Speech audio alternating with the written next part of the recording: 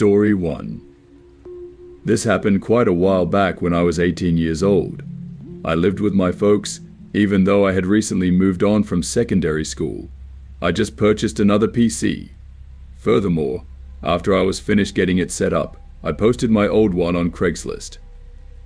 It was just 2 years old. Yet, in those days that implied it was obsolete. It was a Dell PC with fair specs, and it was very nearly $2,000 fresh out of the box. I was asking for just $500 because more current workstations at the time were significantly better. After posting it on the web, I didn't need to wait long for a reaction. A person named Toby informed me I was inspired by the PC, but I needed to see it first. I needed to set up a chance to meet next week when I would be in Midtown. That way we could meet at a bistro or something like that. At the point when I proposed it, Toby said that he wanted it immediately. Therefore, I consented to allow him to approach my home. I realized gathering in a public place would be more brilliant. Be that as it may, our home was in suburbia, and I didn't have a vehicle. I realized it was apathetic and moronic, yet I gave him my residence. My folks weren't home, and I figured it'd be a speedy deal and that nothing would turn out badly. Toby appeared sometime thereafter, on a Saturday at around 7 p.m. I saw a more seasoned van maneuver into the carport, and a man got out. In any case, he was in good company. He had one more person with him. The two of them were no less than 30, a lot greater than me. When that's what I saw, I felt somewhat frightened. Something about their presence felt off. In any case, I forgot about the inclination. All things considered, they were only there to check a PC out. I let them in, and we set up in the kitchen. I started showing the PC to Toby, and afterward, his companion promptly requested that I utilize the restroom. I pointed him to the correct heading, which was not far off and down a short passage. Then, at that point, I zeroed in on showing the PC to Toby. Around 10 minutes passed while we were checking it out. I had deleted it in advance, so it was fundamentally running as new. Then, at that point, I unexpectedly understood that the other man hadn't gotten back from the washroom. "Hello, he's your companion."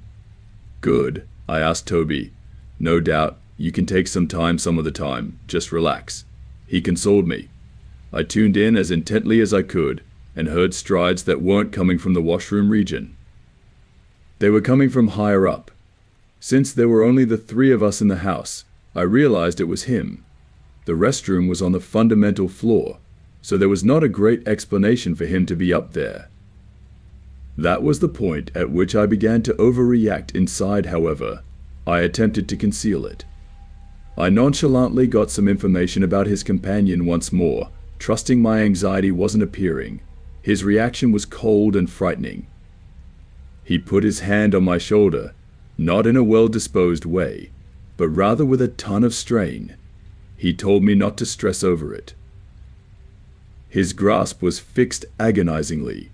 Furthermore, at that time, I realized this was something other than a deal that turned out badly. We were being ransacked. That was most likely the arrangement all along. Alarm set in that I attempted to keep my poise. I advised Toby to take anything they desired and simply go, however. He didn't give up. His grasp on my shoulder felt hard. It resembled danger. What's more, I began to shake. I realized I needed to move quickly. I figured out how to split away and arbitrarily my father's office on the primary floor, locking the entryway behind me. I left my telephone on the kitchen table, which was a dumb slip-up. Fortunately, however, there was a landline in the workplace where I was, so that saved me. My heart was beating as I dialed 911.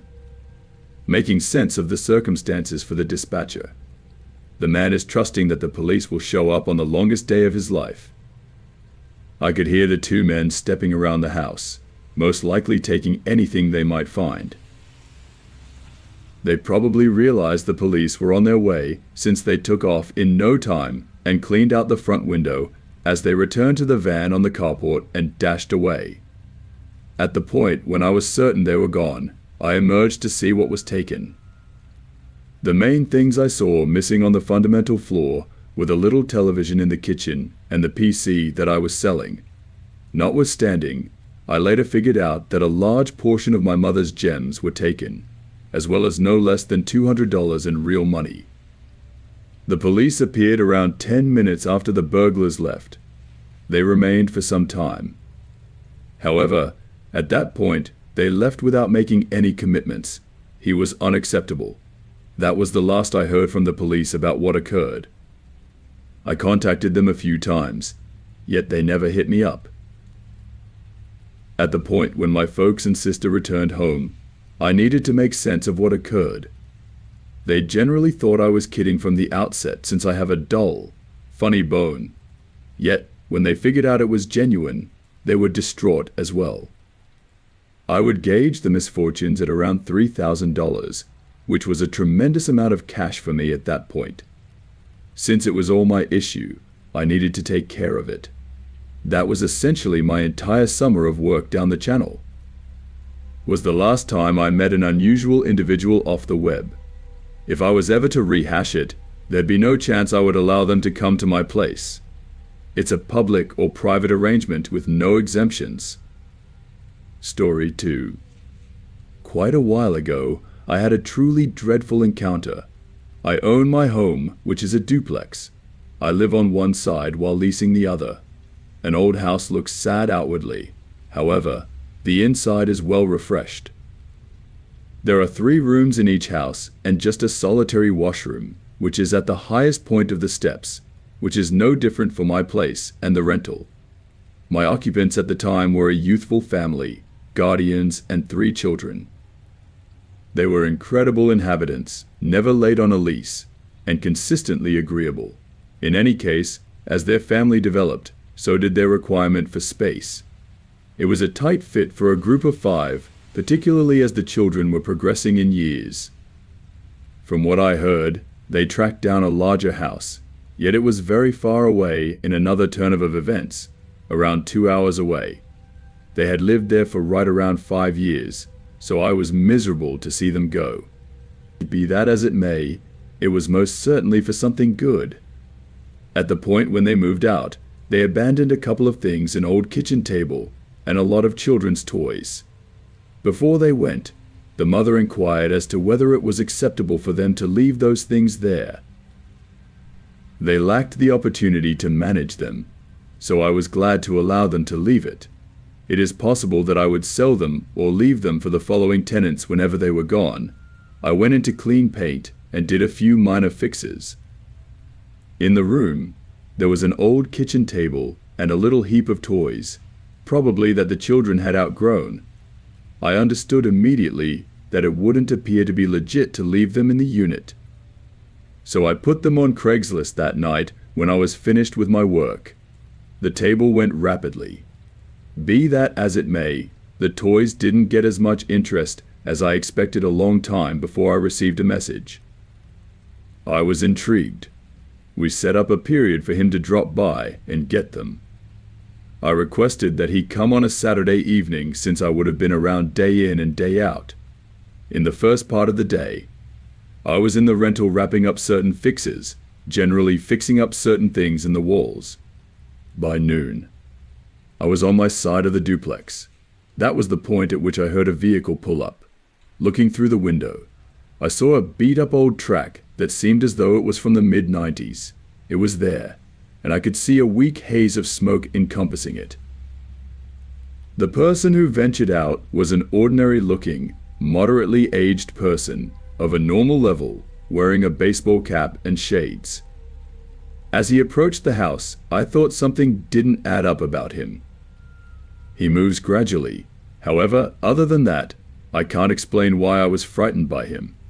At the point when he at long last came to the entryway, I had proactively approached it and gone out. I went over and said hello.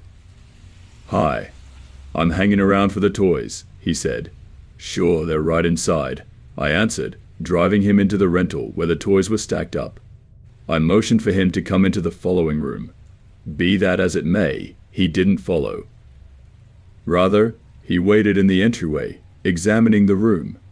"Where could the children be?" he asked unexpectedly. "They moved out." I explained to him that that is the reason we're selling the toys. His face then changed. It wasn't precisely disillusionment, but more like disturbance. I simply needed to say, "Hey," he mumbled. I expressed nothing, gave him an off-kilter grin, and attempted to lead him into the room where the toys were, once again, even accompanying me. He just remained in the entryway. Having like a youngster, his advantage over the children was unpleasant. In any case, I figured I could be, by and large, excessively jumpy. "Do you need the toys?" I inquired, trusting he would simply take them and leave. I was just asking for $20 for the parcel. In any case, I simply needed God to remain in the entryway. His eyes were focused on the floor when I glanced back at him. However, at that point, he turned upward and said no. Then, at that point, he left without another word.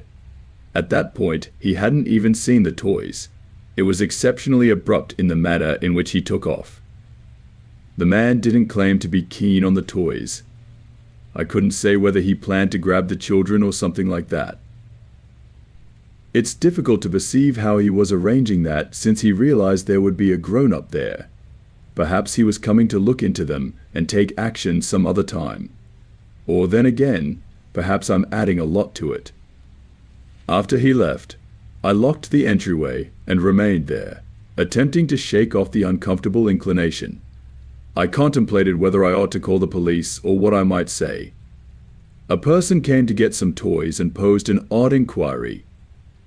My brother by marriage is a cop, so I called him to request counsel.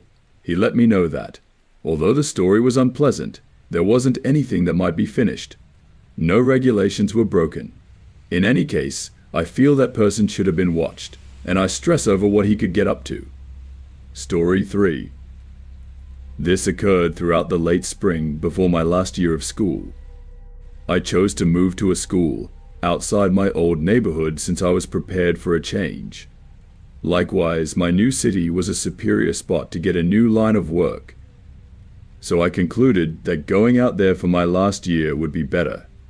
Since I didn't realize anyone was out there, I expected to track down a spot before moving.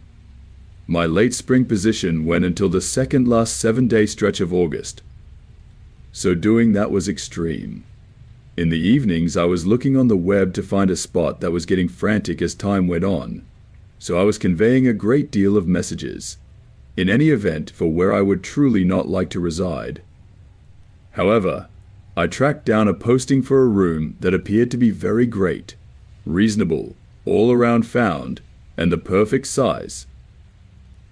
The photos were fair to nothing fancy except spotless and brilliant. It was a room in a house with flatmates, every one of whom was an understudy at my school. I was amped up for that since I had no companions around. The landowner and I sent a couple of messages to and fro, and we chatted on the telephone. He said it was all right if we never met face to face, however. He needed first and last month's lease before he would give me the spot. I was anxious about that. In any case, it appeared as though there could have been no other decision. I wired the cash as he inquired. Then, at that point, he sent me a letter to sign. Everything looks genuine. When I marked it and sent it back, I was feeling significantly better that I at last had someplace to reside. My mid-year work finished only 14 days after the fact, so I went to my new home. The drive to my new city was long, around 8 hours, and my vehicle was topped off with all that I claimed. At the point when I at last pulled up to the location, the house before me very closely resembled what I was anticipating. It was old, yet it looked very well kept up with for an understudy house, at any rate. I left my vehicle in the city and snatched my rucksack from the front seat. I was anticipating that the landowner should be sitting tight for me since I expected to get the keys. We conversed with you during your prior hours, so we knew when I would have been there. I approached the house and rang the doorbell. Following the brief, somebody replied, checking out at me in a befuddled way. The individual who addressed me seemed to be an understudy around my age, one of my new flatmates. I assumed I made sense of the fact that I was there for the room and inquired as to whether the property manager was there. The individual then let me know that I should have an unacceptable location. Since there were no vacant rooms in that house, I am sorry, and I strolled back to my vehicle. Then, at that point, I took out my telephone to ensure the location was correct. Everything matched up, so I didn't have any idea what was happening. I had a go at calling the landowner, yet he didn't reply. That is the point at which it hit me. The person I've been conversing with wasn't aware of the house. It was a trickster who took my cash and left me abandoned. I was out a ton of money with no place to remain in a city where I knew nobody. I felt absurd, furious, and completely alone. I spent the following couple of hours at a nearby cafe, utilizing their Wi-Fi to look for convenience and to report the trick. I was unable to find any place to remain that wasn't excessively costly. So I went through the night in my vehicle. Fortunately, it was summer. The following day, I had a decision to make. I could either remain there or continue to search for a place to commute home. Since school started in a little more than 7 days, the decision was straightforward. I expected to say soon thereafter that I had detailed the trick to the police and Craigslist. I didn't have a lot of expectation of getting my cash back when I conversed with the police. They assumed that they could follow the cash moves that I utilized. They generally like to assume the trickster could have been idiotic enough not to think about it. That did little for me right now, however, because my generally strict spending plan was far more atrocious. I spent the following 2 evenings in my vehicle until the police finally came up. It was a room in an enormous cellar loft with 6 flatmates, a few of whom shared rooms. It was a genuine prison-looking sort of spot. Yet, it was superior to my vehicle. The lease was modest, however. It was most certainly the most obviously awful spot I've at any point lived in. Eventually, I do get my cash back, and the phony property manager was gotten. As the official told me, they had the option to follow the cash move to an expendable email address that was connected to the person's genuine location. It was straightforward enough for the digital violations unit. I don't figure he did any jail time. In any case, he got a little probation and a fine. That is sufficient, I presume. I was only happy to get my cash back. Story 4. Set off for college from 2006 until 2010. Furthermore, this occurred in the late spring between my first and second years. I had spent the initial 3 months of the break working for my father, however our agreement finished toward the start of August. Without any work, I chose to move to the city where I planned to school and spent the last month of my break there. My companions and I had a house that we were at that point paying rent for, so that is where I planned to go. I had 2 flatmates, and neither of them was visiting the area at this point, so I was fundamentally alone consistently. The vast majority of my time was spent marathon watching the television program Lost on my PC that went downhill sooner or later, so I began searching for work since it was somewhere around a month before school began couldn't figure out a full opportunity work. All things being equal, I was after arbitrary, unspecialized temp jobs on Craigslist in our school's message board. I've done a couple of long periods of work to a great extent. One person employed me for the day to tidy up some development mass, generally clearing up after the project workers left. Some other time, I went through a day helping someone who manages old trees, simply irregular stuff like that. I was at home one day looking at Craigslist when I saw another posting, so we wanted assistance moving appeared to be clear. So I gave them a message. The answer came rapidly, and we organized to meet the next day. I didn't appreciate it at that point. Simply one more day of work. Ideally, he gets me in a huge white van. We traded welcomes and brief merriments. He let me know his name was Kevin. And afterward, we went off. As we drove, we didn't say a lot, simply a periodic gesture and snort and reaction to my endeavors at casual banter. Not no joking matter or anything, but rather it was awkward. He appeared to be abnormal, however that was fine. We were on the parkway for some degree 30 minutes. Also, I didn't have a clue about the local we were in. However, it looks decent. Now, in any event, we pulled up to a house in a local that seemed to be all the others. It was a genuine cutout neighborhood where each house was one of a few distinct plans.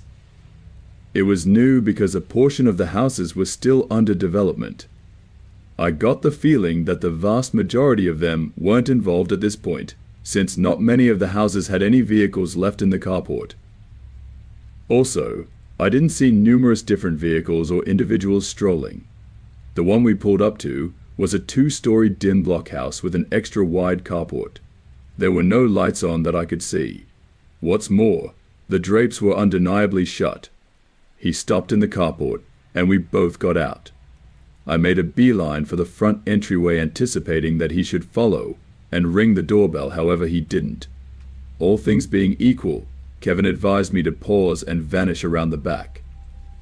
I thought it was odd, yet stood by in any case. Perhaps he was checking if the secondary passage was opened, or something like that. At long last, he returned and opened the front entryway from inside, motioning for me to come in. The house was great, yet something was off. There were no containers, no pressing tape, none of the standard moving tumult. It seems to be a truly decent, practically wonderful house. It was perfect, and it had the vibe of a model home. We began with the television, a major massive thing that took the two of us to convey, and then, at that point, some furnishings. We completed them to the van. Furthermore, in no time, we were full. However, there was an irritating inclination in the pit of my stomach the entire time. I realized something wasn't correct. Since it was another region, how could anyone be moving out? Stuff occurs. Also, that was most certainly odd. Additionally, for how much stuff there was, it would presumably take us another 10 van loads in any event. At the point when we were making a beeline for the van, I was truly dubious of Jam, considering it. I had no evidence that he was in any event, working for individuals who claimed the house. I didn't have the foggiest idea how he got in through the back. Yet, on the off chance that he had a key, why not use it on the front entryway? I needed to leave and call the police since I was practically certain that this was a burglary. I took out my flip telephone and claimed to peruse an instant message. What's more, I went to Kevin and offered something significant came up. However, he was on to me. I got a move on darting down the road. I could hear him yelling behind me. I thought back as I was getting into the van as I was running down the road. I ran quicker, and the van was not far behind. I went through certain yards, jumping over walls, anything to put distance between me and that van. I lost them several blocks. Then, at that point, dodged behind the shed and held on until the van blurred. When I had a real sense of reassurance, I called the police from my Motorola Razr flip telephone. They affirmed awful. The house proprietors hadn't moved in yet. Their stuff was set up by the trucking organization, and an inside decorator, however they weren't even in the country. I'd unconsciously helped in a burglary. At that point, I figured I could cause problems with what I did. I inquired as to whether I was in a difficult situation, yet they guaranteed me that since I didn't realize I would be fine, particularly since I brought in to report it. After talking with the police, I let them know all that I know. I didn't have the tag for the van. With the data I gave them, they had the option to find a few well springs of safety film. With that, they got both the van tag and a few pictures of myself with Kevin. Kevin was not his genuine name, but rather he was looked up some other time that day. He was captured and the stuff was taken back to the house. We likewise figured out that this was not his most memorable visit to that spot. He had been ransacking that house consistently for nearly 7 days. The neighbors didn't see since everybody was new. I surmise he grabbed a few more modest things. Then, at that point, he got insatiable and required help. That is where I came in. Kevin might have stopped while he was ahead, yet he needed more, and he got captured thus.